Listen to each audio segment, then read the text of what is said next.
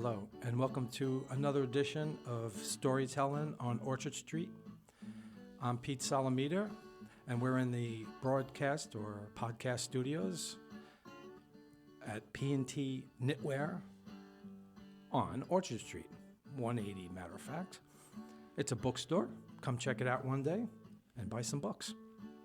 With me in the studio is the man that's playing the guitar on this recording. Let me put it up for a second.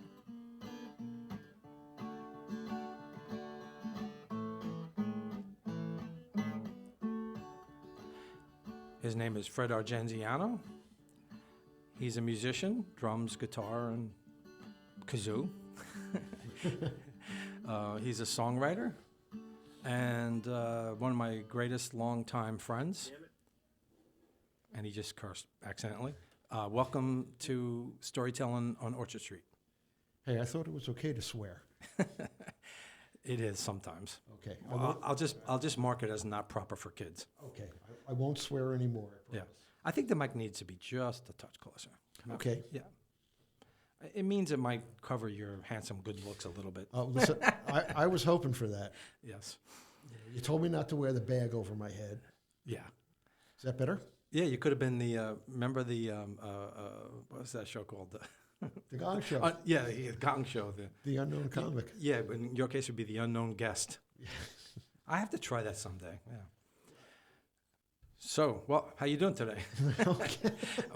I don't need to ask you that because we rode in together on the subway. I was just going to say we've spent the past hour talking, so we're good. All right, so we literally know each other since the late 70s. So that's a pretty long time, and we're still here, knocking around. We've collaborated on a number of projects, and currently you're helping me with I'm doing poetry or spoken word with music, and you're a key member of the Bitter Pill Collective. I really like that. That sounds so Soviet. Yeah, I know, right? Boy, I feel like I should have a tractor. True. It would be nice to have a tractor. Okay. I don't know. And so we're putting some of my poetry to music, and we'll talk about that later. And we're actually going to play some cuts that we've recorded. But let's go back over a little bit with some of your music history. Well, the key moments. I started playing the drums when I was 12. I guess I played my first ever real party gig at a Lutheran church in Sunset Park when I was 13, close to 14. I've been doing it ever since. Right. I've played in all kinds of music, all kinds of bands, country rock bands, punk bands. Worked with a Latin ensemble. It's just, basically, I'm fortunate in the fact that I can play pretty much whatever I want when it comes to the drums. And Pete and I have worked on a couple of interesting things. A dance performance at the old War Memorial Theater in Brooklyn, which was... really cool space. Yeah, it was an exceptional space. It was an octagonal, curtained-off space inside this giant open room. And Cosmogony was the name of the production. And we had a small drum ensemble together. It was just friends who'd get together and play together. I don't know who made the connection. I think you made the connection, right, to this thing. And they said, "Sure, sure, we could use 7 drummers." And I'm like, "Oh God, are you in for it now?" But we did that, and we trailed each other around. I've helped them do recordings and stuff. It's so just be careful when you kind of move. You kind of move away from the mic. And okay. These mics are kind of sensitive, like you have to be on top of them. Yep, got it. We want the listeners to hear every word that you say. Every salient detail. Yes. So, I'm almost stunned at how long we've been friends. Yep. It goes back. Well, and on a personal level, you were the best man at my wedding. That's the first time you've ever admitted that in public. I know, I try not to. Well, you can't get away from it. Yep. What was your favorite of all those things that you did? What was your favorite? I love them all, basically. For me, from the very beginning, from the time I was a young kid, with the transistor radio hidden under the blankets at night, it was always about music. Let's name the punk outfit you played, because that was a pretty great band, and big in the scene here in New York City in the 80s. It was Ed Gein's car. Right. And interestingly enough, someone recently sent me a link to some guy who's somehow collected an enormous amount of the stuff that we had released and things that we hadn't released. Is it available online? It's on YouTube. Get out of here. Yeah, I found it. I forget who I'd mentioned it to, and they said, hey, you should look at this particular guy. And son of a gun, if there aren't videos and recordings and stuff. And it was interesting enough. It was kind of sarcastic and funny, and they were great songs. Yeah. And it was a really good power unit. Yeah. And let's give Scott credit. Oh, he was a really good front man. Scott Weiss. Big props to Scott Weiss. Yeah. Who's basking in the sun in California. Yeah, he went west, young man. But we were on the that sort of, I don't know if I call it fly by night. It wasn't at all. It was the CBGB's Off the Board label, which had some great bands on it, and so that we actually through Celluloid released a live at CB's album. But that was fun. It was a fun period. Is that available anywhere, or is that in that guy's collection? Or it isn't. It is on that stuff that's online. Right. But all that stuff is, we're talking about the mid '80s, so a lot of that stuff has faded away into the distance. So in transparency, I was in the first incarnation of that band, and it was called Brain Dead, which is, it sounds fun for a punk band. But one time, just two stories quick about my part in it. One time, we decided we were going to put up flyers for a show we were doing in the East Village. I hate to say it, my memory is not always that great. Forget where we were playing, but it was in the East Village. So we figured, let's go to the East Village, put up some flyers, and let's go to the park, Tompkins Square Park. So we walk into the park, and we see there's a rally going on, and it was a rally or a protest for the death of Michael Stewart. And that was a really big deal at the time, and he had been beaten up in Bensonhurst, and he was on life support. And we were like, oh, great. We're putting up posters for a band called Brain Dead at this rally. And we said, maybe we should rethink this. So that was my first story. And one of the I don't know why this sticks in my head, but it really does. One of the funniest things I ever heard a front guy say, for me anyway, it was really funny, was we were playing in Queens. Forget where it was. It was an outdoor show. It was Queens College. It was an outdoor show at Queens College. And we opened for a metal band, and I guess they must have had a pop, they're popular in Queens. So they had a big following, and they hated us, and it was just one of the worst reactions. I mean, it's funny because punk and metal can sometimes overlap, and sometimes it just doesn't. Like it's two different crowds, and the reaction was terrible. And at the end of the set, Scott said, I'm taking my football and going home. Yeah. And I don't know why that just sticks in my head. Yeah, that was interesting. That was an interesting period. It was fun. Spent a lot of time at CB's, which New Yorkers know exactly how seminal CBGB's was to the music scene here. Yep. How about we play something that we recently did together? Please. Cool. So this one is called Rivington Street, and this is in the 90s. I worked for Life Beat the Music Industry Fights AIDS, and I ran a program called Hearts and Voices, where we went into hospitals and long-term care facilities and brought musicians to play for people living with AIDS in these places. And Rivington House was a 200-bed facility, which is literally would have been just 2 blocks away from here, but it's no longer there.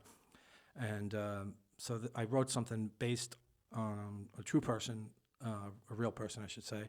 And you and your nephew, Evan, helped me put music to it. So let's play a little bit of that, and then we'll get back to the discussion.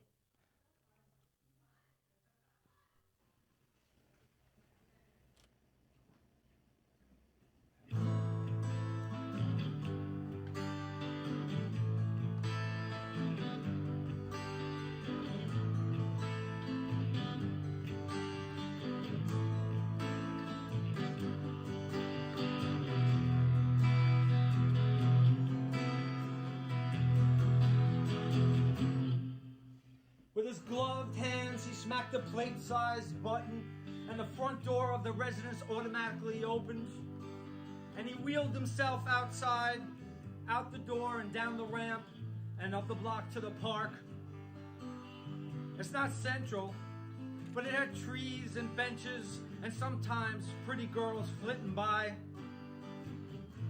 It took him back when he was young and had game. Now he was stuck in his chair, watching life on the Lower East Side leave him behind. He didn't recognize anyone anymore, and he missed the old days.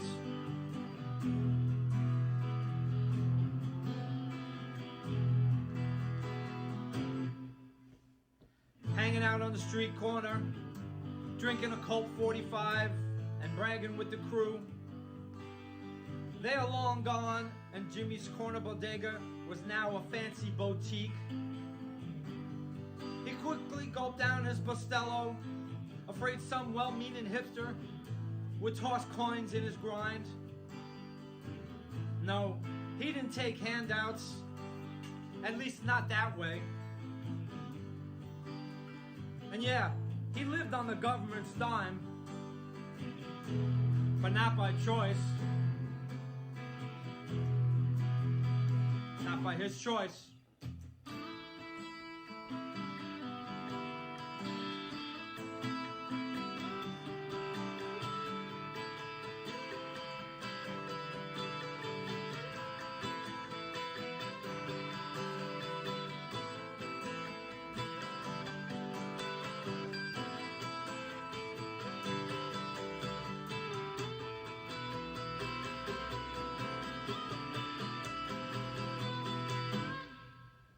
He made the best of it, living with AIDS in a long-term care facility. Despite the hanging beads and the colored lights and photos of his angel plastered on his wall, it was just a hospital room when you get down to it. Been 8 years and he can't even remember how it came to all of this, or he was really good at forgetting. He opened his sketchbook and drew gods and heroes and a place much better than this. Time was suspended as images filled the clouds and the pencil moved across the page. The minutes of the day chipped away. It was time to go back and wait in his room for the squeaky wheels to come down the hall and be served a plate of humility pills and a cup of juice to wash it down. To wash it down. You know, it's funny. I think people forget exactly how deadly the AIDS crisis was in the 80s. Yeah. It's important for people to remember. Well, this was the 90s, and it was still, Yeah. it was still a problem. Oops, sorry, folks. It's That's my sister on the piano. The whispers told her she was free. it's in light of what we've been through the past few years with the pandemic and stuff, it's horrible when a disease becomes politicized. It definitely AIDS was definitely politicized in a big way. You look at the people who suffer, and you look at the people who die, and they're people, plain and simple. They deserve whatever care, whatever sympathy, and whatever respect you can pony up. Yep. I thought that was a particularly painful piece of writing. Right. And the funny thing about it, and we talk about this all the time in terms of poetry and songwriting, it's first lines are so important. It's just what do you do? What's the first line you write, and how do you draw people in? Yeah, I try to get. I think I got better at that as I've gone along. Yeah, songwriting. The thing about songwriting is, first lines are good, are really important. But I think about some of the best ones I've ever read in my life, and one of them that sticks in my head is the first line of "The Postman Always Rings Twice."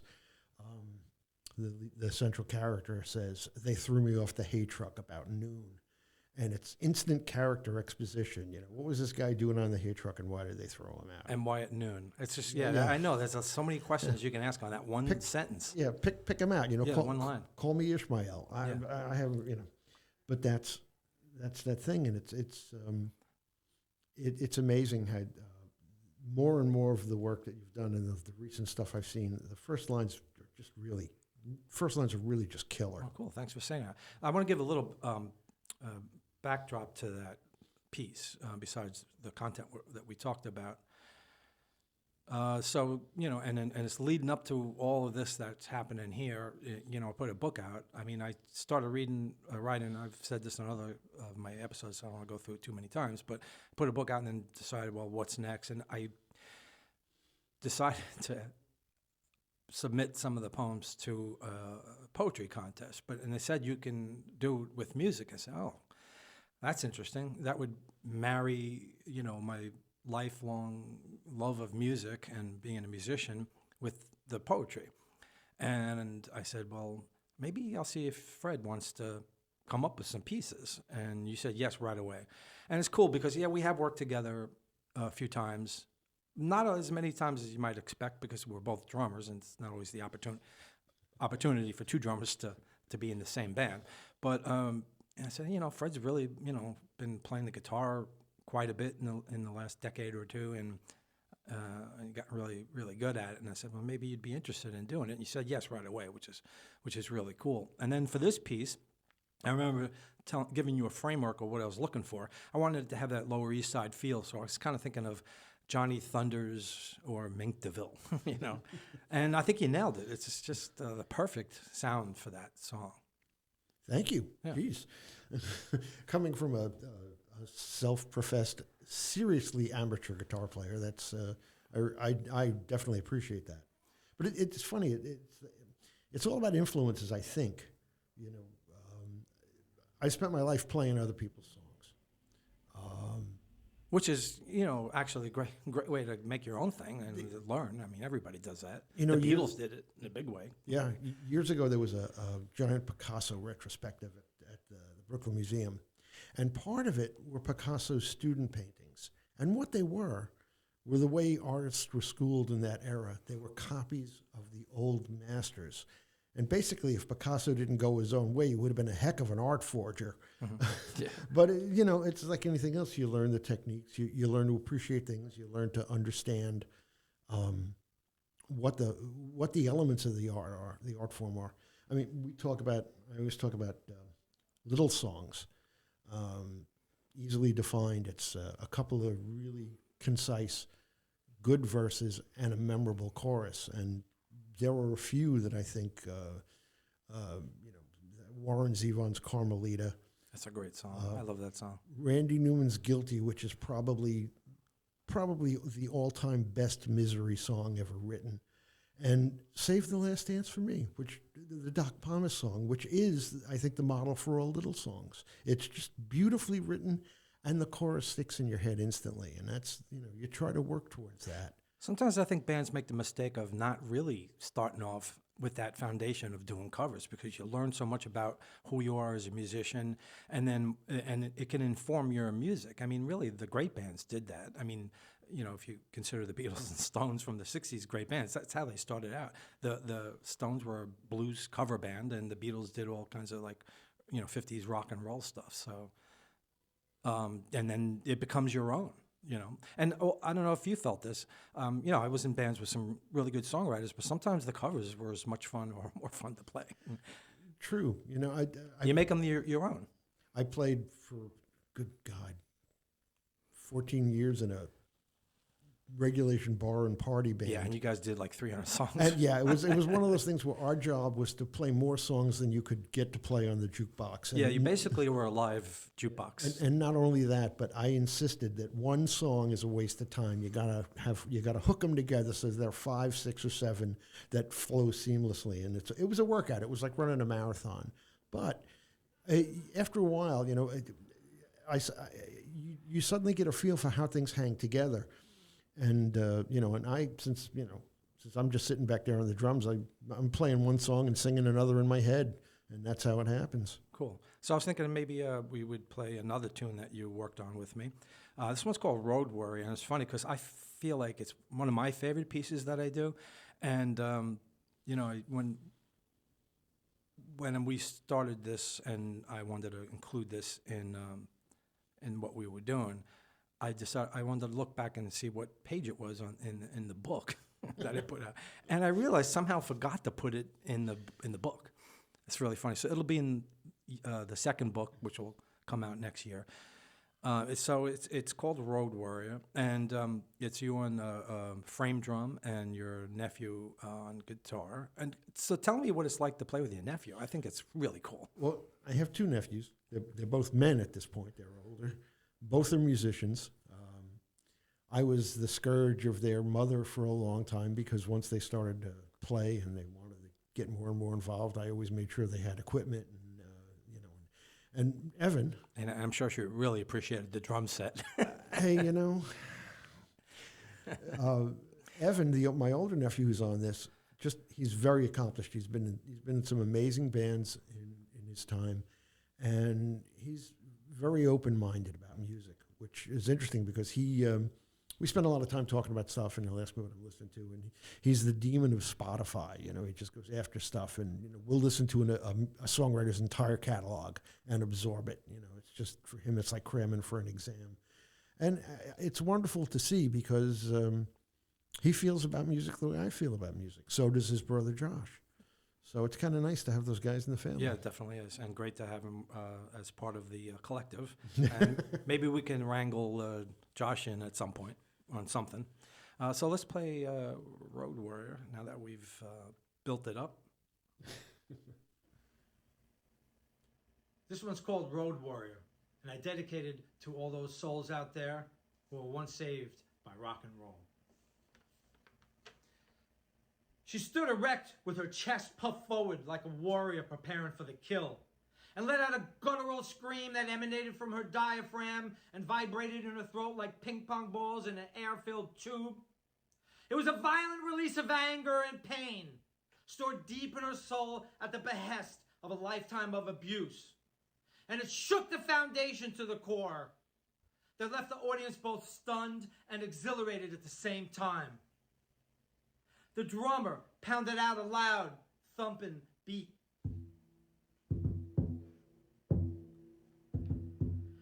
It was a cue for the band to come in with their mournful tune in a minor key.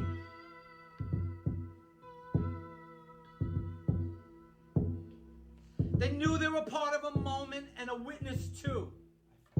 It was a late-night religious experience, cathartic for those wishing to have something to believe in.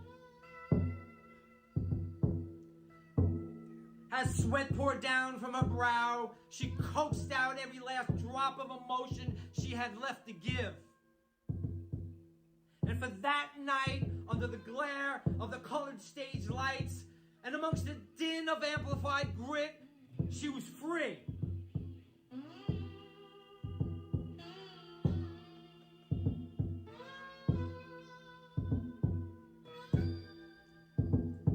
She felt like she was someone better than her own image of who she is. And when she collapsed backstage in a worn-out stained sofa chair with a cold beer in her hand, she knew that briefly she commanded her demons as they danced relentlessly in her head.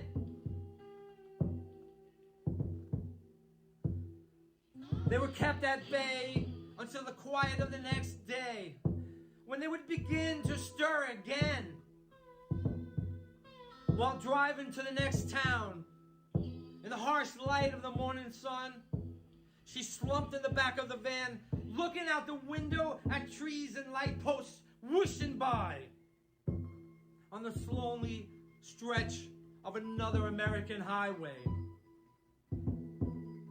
And she quietly repeated the mantra in her head.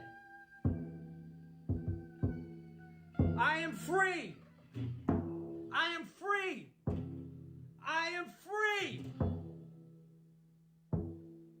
And I will summon the courage to stand on another stage in another town in front of another faceless crowd who will never, never know how truly lonely I am.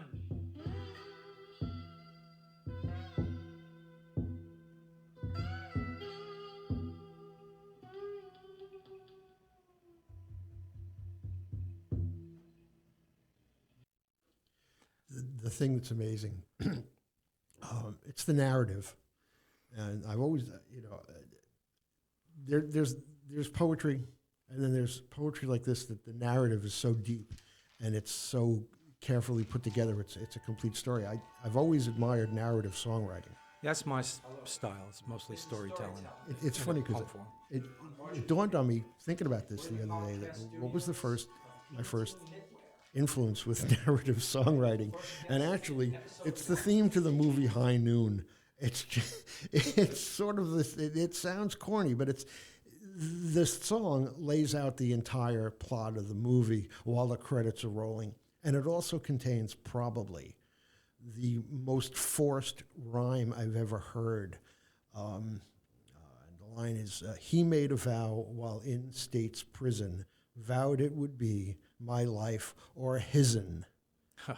Takes guts to write that. Yeah, But definitely. but that leads me to like all the other narrative songwriters. Some of them, I think. Okay, I will freely admit I'm a giant Steve Earle fan. We can't even get past that. Right. But he's got a couple of songs of his good examples of narrative songwriting. He's got a song called Tom Ames' Prayer.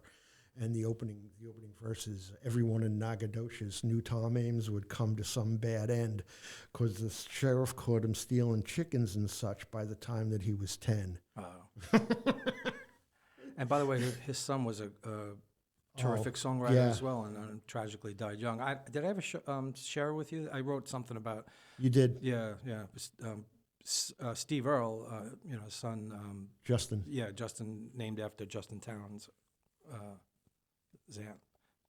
I said that kind of weird. Yeah, you're named after Towns Van Zandt. Yeah, Towns Van Zandt. I knew it didn't come out right. But after he died, somehow Steve got the courage to do an album of his son's songs, which is a great album. Considering. Yeah, it must have taken a lot of, like I said, to do that. It must have been really intense. Considering how Steve Earle's life went, and finally having his son turn out to be as good a songwriter as he is. Yeah, and then he to really lose was. him. Yeah. But that's, it's a craft. You got to have a story to tell, or you got to have something funny to say. We talked about John Prine a lot. Right. And one of John Prine's songs that I think doesn't get enough attention, well, there were two actually that I really love. One is called Daddy's Little Pumpkin. But there's a song called How Lucky.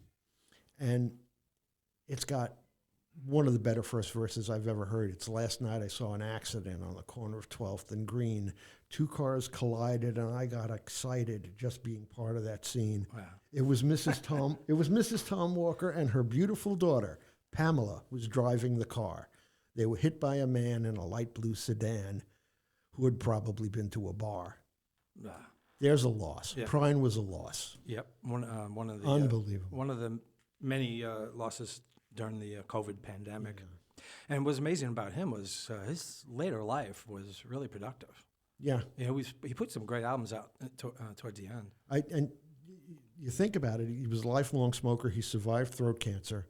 We had seen him perform right after he had gone back to performing live after the surgery. And he was pretty racked by it, but he was great. He was just great. He put an album out, I think the last album he put out was with Swamp Dogg, right? Yeah. It's a great album. And, Swamp Dogg is a funny name for a performer. I would love to know how that came about. But Swamp Dogg's really good. He put some great stuff out. But the album they put out together, I really, really love. So if people have been listening to this podcast, or even just from the intro, and we talked about the music you put together and arranged for that, maybe we should play that before we go. Sure. So it's called Her Life Now. Do you want to say anything about how you came up with the arrangement for that? Okay. How I came up with the arrangement. There are a lot of players I admire. And every so often I sit down and try to figure out, hey, how do they do that? YouTube is a great instructional device because you sometimes get to see players close up and you see what they do. And when Pete had brought Her Life Now to me, I had a song that I was working on, and I sat down and read it, and I thought, wait a minute, this little lick would go better with this than anything I was working on. And it's I'm a big Taj Mahal fan. Yeah, me too. And he's still going strong too. Kicking butt. Yep. And basically also, that's the intro. And I just want to make one point about open-minded listening. You never know where something you like is going to take you. So it's I had no idea what classical music was when I was 14, but I knew who James Cotton was, and I knew who Paul Butterfield was, and but you just keep your ears on, and it becomes a real experience. It's an education in more than music. It's an education in life. It's an education in politics, because in some instances, some of the people you admire, their careers were stymied by racism and poor economic conditions, but you look at the work, and the work is spectacular. So I will freely admit that I heard something that Taj Mahal played, and I thought, ooh, I kind of like that. And this is how that thing came to be. Cool. And one more thing about him, and talk about people you admire for both of our lives. Taj Mahal, like I said, he's still going strong. He put an album out recently with Roy Cooder. So those are two great artists. And they had played together in the 60s. I don't think they had done, or at least a recording together since then, right? Yeah, Rising Suns was... fantastic group. Yeah. So it's great. I mean, as an older person, it's great to hear the people that you admire and that made a big impact in your musical life still do some great things. So this song is called Her Life Now, and it's about a woman deciding to just be who she is.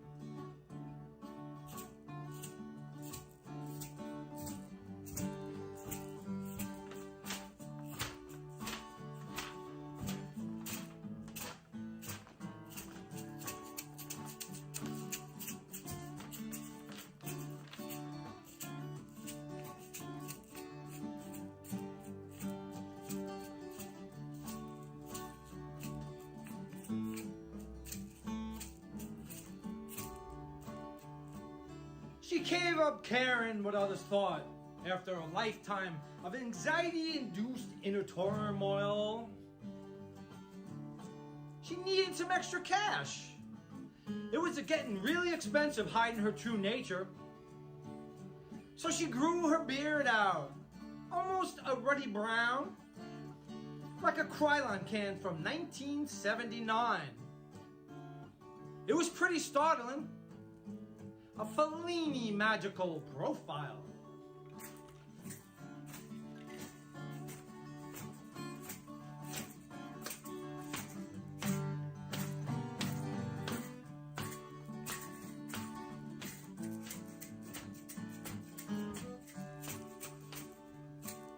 She felt proud. Signed up for a side hustle in Coney Island. Sideshows by the seashore for the locals, the dreamers, and bored, who were looking for a thrill out from the hot summer sun. They felt kinship amongst each other, the fellow outcasts and the outsiders, who left mainstream a long time ago and stopped trying to fit into a world not really meant for their kind.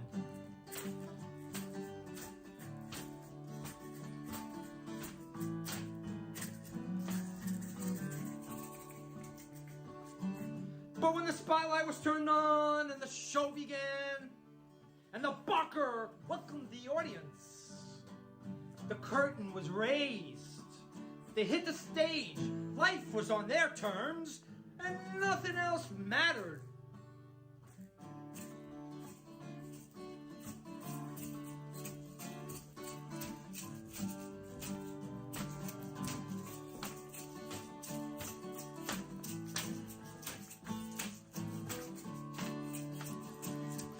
The thrills of oddity and curiosity on breathtaking display.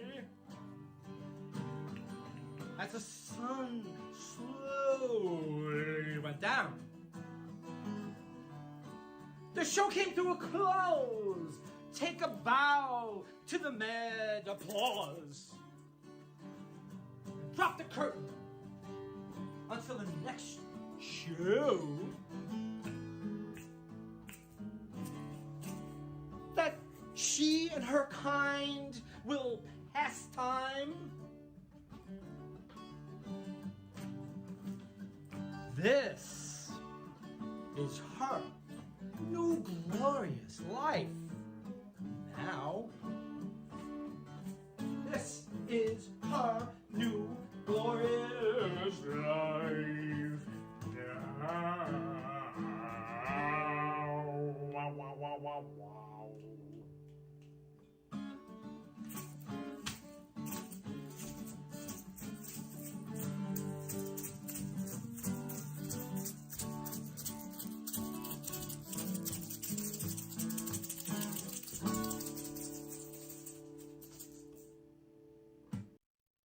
Okay, you get big props for playing the shakers and rattling the paper on that. I'll have to do that Sunday. Yeah, this is going to come out after Sunday, so I'm not promoting it, but we're doing a set as the Bitter Pill Collective on Sunday at Freddie's, featured at an open mic. But hopefully, my goal is next year for us to, expand this, maybe put a record out. So, do you have any closing thoughts? We're getting towards the end of the show. Closing thought. I don't know. Anything that has anything to do with a sledgehammer? No, I think we've pretty much covered everything there is to cover. Okay, we're going to do a reprise of her new life now, but with you as a solo. So, I'm actually flattered that this has become the theme song for the podcast. I'd love it, and it's perfect as a theme song. And then a minor thing, but I don't have to worry about getting rights. So this has been Storytelling on Orchard Street, recorded in the podcast studios at P&T Knitwear Bookstore on Orchard Street. My guest is my good longtime friend, Fred Argenziano. Thank you, Fred, for being part of the show today. My pleasure. And for the listeners, we really appreciate you checking us out. Thank you so much. And until the next time, adios.